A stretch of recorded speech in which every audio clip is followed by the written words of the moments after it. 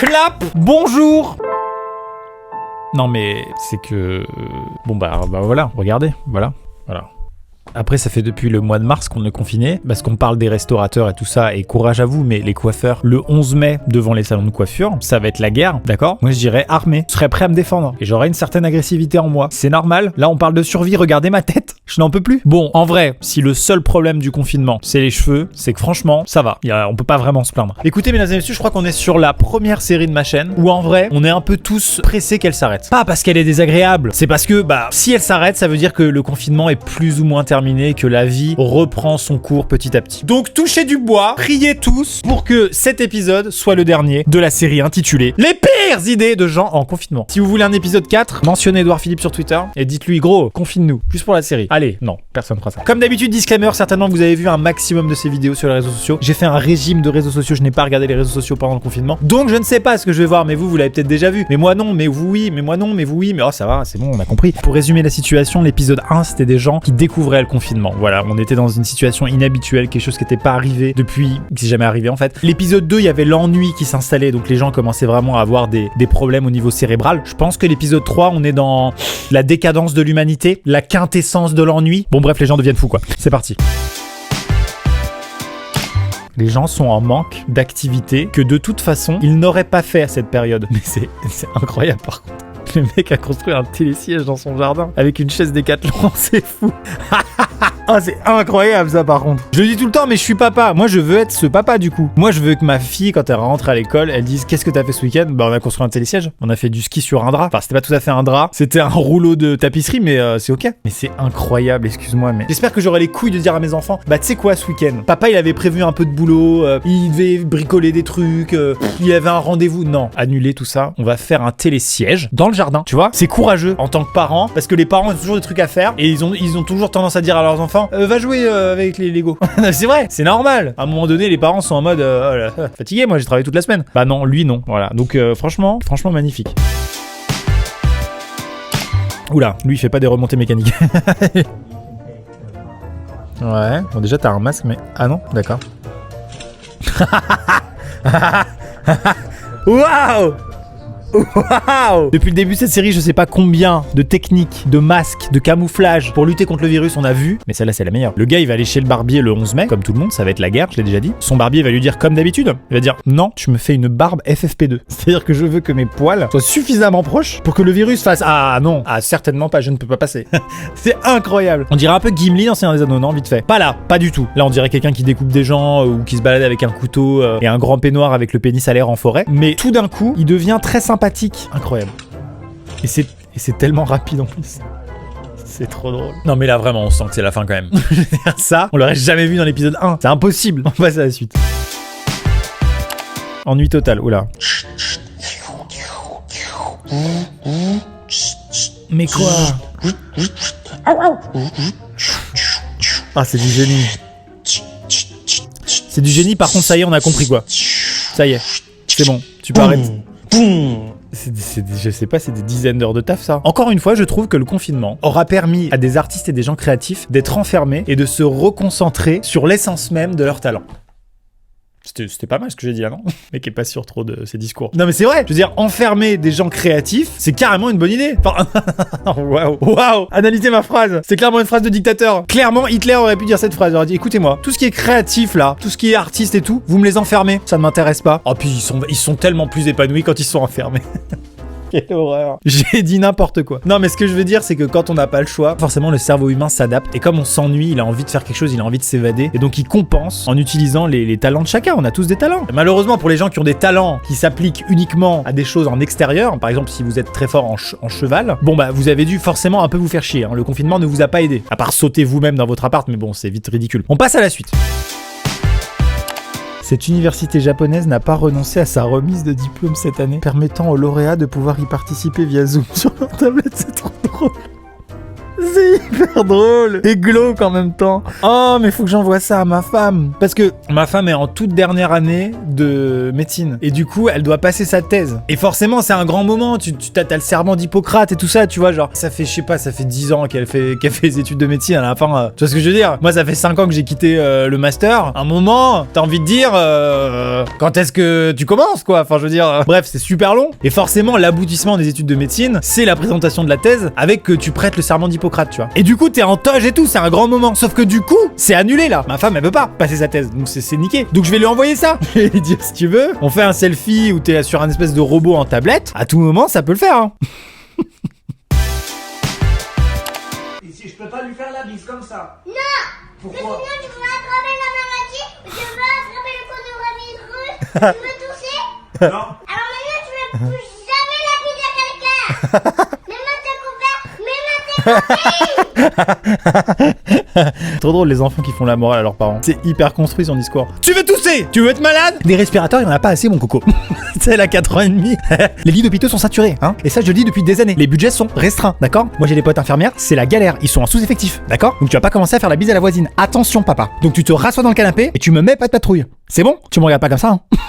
Ça me fume. Anecdote sur ma fille, je la place maintenant, parce que si je la place pas maintenant, je la place jamais. En fait, ma fille ne fait pas de colère. Tu sais, la colère d'enfant, genre qui pleure un peu pour rien. Non, franchement, j'ai beaucoup de chance. Elle fait pas de colère. Et elle a fait sa colère pour la première fois il y a quelques jours. Et en gros, la seule notion qu'elle avait de la colère, c'était les colères qu'elle voyait dans les livres. Parce que du coup, on a des livres, tu vois, avec les émotions. Tu vois, la joie, la peur, la colère. Et du coup, elle a vu une petite fille dans le livre qui faisait une colère. Et elle se tenait la tête et tout, la petite fille dans le livre, tu vois. Et du coup, elle a fait une colère. Et elle s'est rendue compte qu'elle faisait une colère comme la petite fille du livre. Elle pleurait, elle faisait sa colère. Et elle disait, je fais une colère. Je suis sûr que c'est ça, ça correspond. Ça correspond au livre. Regardez mes yeux, je pleure. Voilà, c'est une colère, voilà. Je sais pas pourquoi. Avec ma femme, vraiment, on essayait de garder notre sérieux. C'était impossible. On pleurait de rire. Et on disait, oui, monsieur Russeux, une colère. Beaucoup trop drôle. Bah écoutez, c'est bon, hein. Je suis clairement un papa gaga, hein. De toute façon, hein, on est sur ça. Allez, c'est parti. Suivant. Oh, incroyable ça. Pardon, mais c'est quoi sa maison? Ah ouais, non mais... Ah non mais là... Non mais là par contre il y a une inégalité profonde entre les gens au niveau du confinement, je l'ai déjà dit dans l'épisode précédent. T'as vu sa baraque, gros? Non mais là faut qu'on en parle en fait. En fait le gars il cherchait une maison avec sa femme, il a regardé sur le bon coin, il a pas trouvé. Du coup il a racheté un centre commercial. Puis il s'est dit bah c'est pas grave, je vais dormir chez Célio, et puis la salle de bain ce sera chez H&M, et le salon chez Ikea. C'est plus simple en même temps. Puis comme ça pour aller d'un étage à l'autre il y a des escalators, c'est pratique. Pour les enfants c'est marrant. Non mais c'est vrai qu'on réfléchit pas nous. Nous les pauvres prolétaires, on est là, on se dit on va faire construire une maison comme tout le monde. Bah non, t'achètes un centre commercial, bien plus pratique.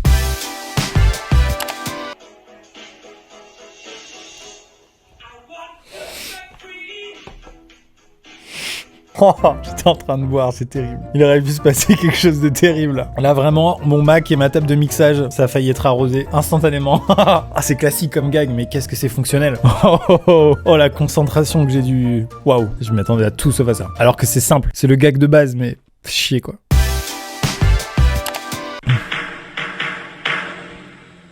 Ah, c'est marrant comme jeu ça. Ah, c'est hyper drôle.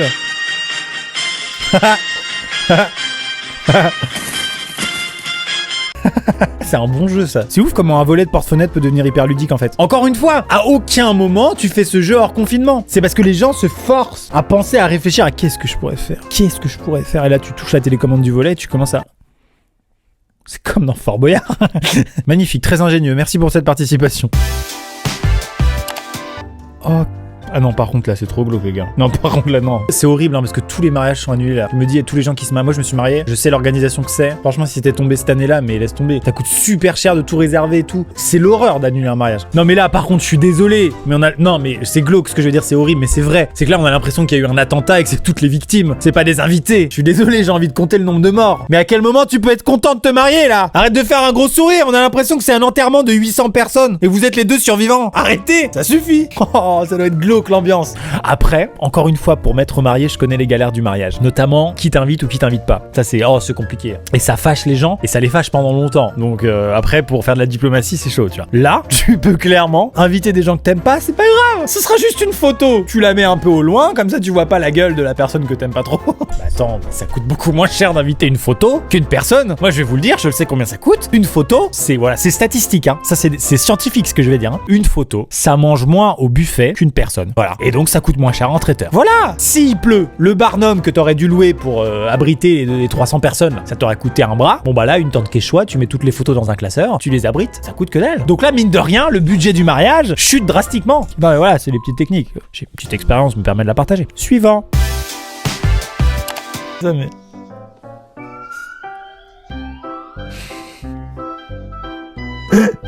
Il promène sa mouche.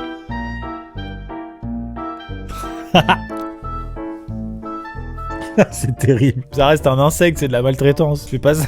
Moi, j'aimerais bien quand même savoir comment il a réussi à accrocher une laisse à la mouche, quoi. Faut que je vous raconte un truc. Pendant le confinement, j'ai été faire un repérage pour un tournage qui aura lieu après le confinement. J'étais seul, attestation, je suis pas sorti de ma voiture, j'ai rencontré personne. Dans un truc dans la campagne, d'accord? J'avais ouvert mes fenêtres, ok? Il y a une mouche qui rentre. Une mouche de campagne. Je sais pas, mais d'un point de vue psychologique, c'est pas comme les mouches de ville. C'est pas la même chose. Elle est pas pareille, cette mouche. Elle est très intelligente. Vraiment. Bon, je l'ai appelée Véronique. Je ferme les fenêtres, je commence à rentrer chez moi. Il y avait 15 minutes de route à peine. Et je vois qu'elle vole, ça m'énerve. Tu sais, elle est là, elle vole. Quand je conduis, c'est dangereux en plus, bordel. Bon, au début, j'essaie de la ken, j'arrivais pas. Du coup, je m'arrête sur le côté de la route, je baisse les fenêtres. Et je lui dis, c'est une mouche. Elle est attirée par la lumière, elle va partir. La meuf, Véronique, elle volait dans la voiture.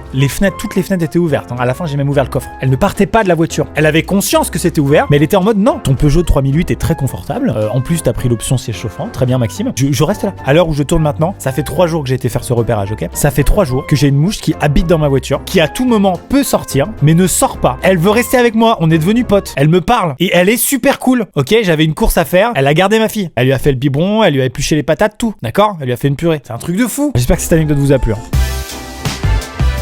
Qu'est-ce qui se passe là?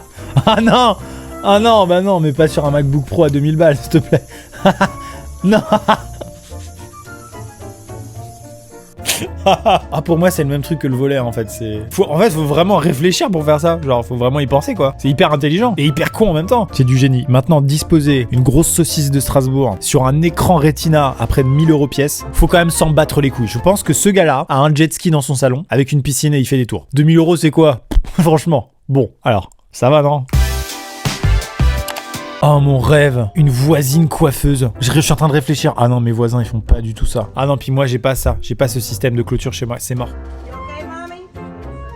Qu'est-ce que c'est malin. La chance. Oh, tu te rends compte quand t'as la chance de te faire coiffer en confinement comme ça, comme la meuf là? Après tu vas faire un apéro sur Zoom, sur WhatsApp, etc. T'es là genre bien coiffé, sur ton 31, tout le monde fait... Comment? Qui es-tu? Comment est-ce possible? Oh, j'en rêve! J'en rêve! Pas de me faire des mèches, hein, ça je m'en bats les couilles. Mais non, juste me couper les cheveux quoi, tu vois en fait. Suivant.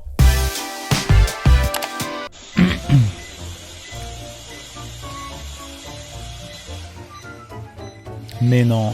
Mais arrête tes conneries. Mais arrête. Mais moi aussi je veux commander un drone chez moi pour me couper les cheveux. S'il vous plaît. Faut l'appeler le Air Drone. Air Drone, il y a un jeu de mots fou. Non parce que on est d'accord que le milieu de la coiffure, c'est le milieu où il y a les jeux de mots les plus éclatés. Je sais pas, les coiffeurs, vous avez un don pour trouver des jeux de mots ringards et beaufs, mais j'ai l'impression que c'est un peu assumé quand même, tu vois. J'ai l'impression que vous êtes plus loin que nous en fait. Vous avez une longueur d'avance. Nous ça nous fera rire dans 30 ans et vous ça vous fera déjà plus rire. Tu vois ce que je veux dire? Air Drone, c'est comme ça qu'il faut l'appeler. Incroyable.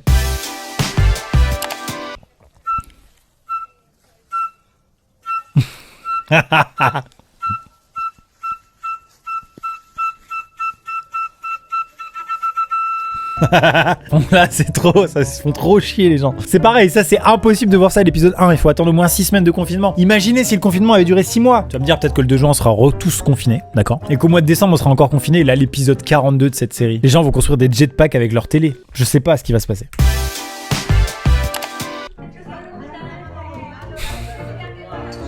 C'est trop drôle tout. C'est hyper drôle.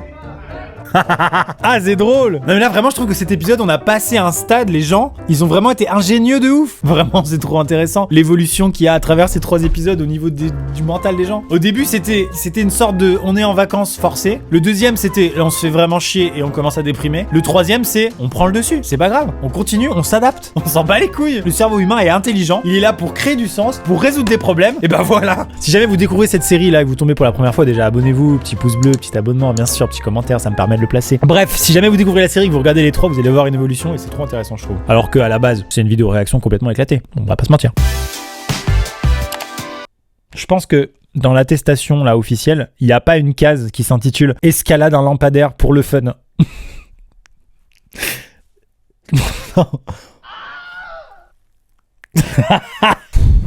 Je vous le dis honnêtement, les gens qui meurent de ça, qui meurent de situations comme ça, j'ai 0% de compassion. Je dis pas oh le pauvre, je dis oh le con. C'est tout. Vraiment, je suis désolé. Comment il est arrivé là? Oh, il est monté en fait comme sur un cocotier quoi. Sauf qu'il allait chercher pas une noix de coco, il allait chercher une ampoule peut-être. C'est ça en fait. Ah mais c'est ça en fait, c'est l'ampoule de son salon qui a grillé. Et comme il peut pas aller à Castorama parce que c'est fermé, il s'est dit bah je vais escalader le lampadaire comme un cocotier et je vais aller chercher l'ampoule. Ah et en fait ça se tient. Ok.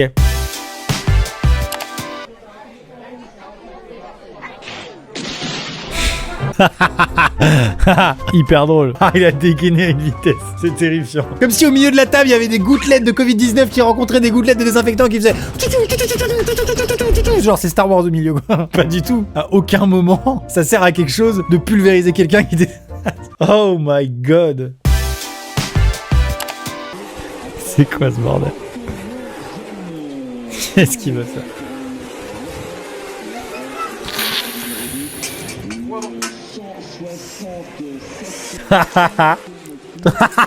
Genre il va boire le gosse. Genre il a fait tellement des tours.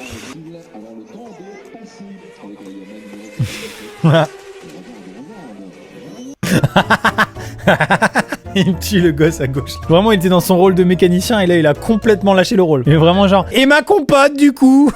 Parce que là j'ai changé le carbu mais quand même j'aurais bien pris une petite pompote quoi. Mesdames et messieurs, c'est la fin de cette vidéo. Merci de l'avoir regardé jusqu'au bout, c'est très sympathique. On se dit à bientôt pour un prochain... Non bah non. Du coup non. On se dit à bientôt pour une prochaine vidéo, mais pas pour un prochain épisode. En tout cas je l'espère. Non vraiment j'espère que cette série sera à jamais en 3 épisodes et qu'on aura quand même bien rigolé. Je souhaite une belle fin de confinement même si en réalité le confinement n'est pas tout à fait terminé. Et un bon courage pour la reprise pour tous ceux qui ont eu des énormes galères pratiques ou financières depuis le début de tout ce qui se passe. Puis voilà, à bientôt. C'était Amixem, Pouska Vida, évidemment.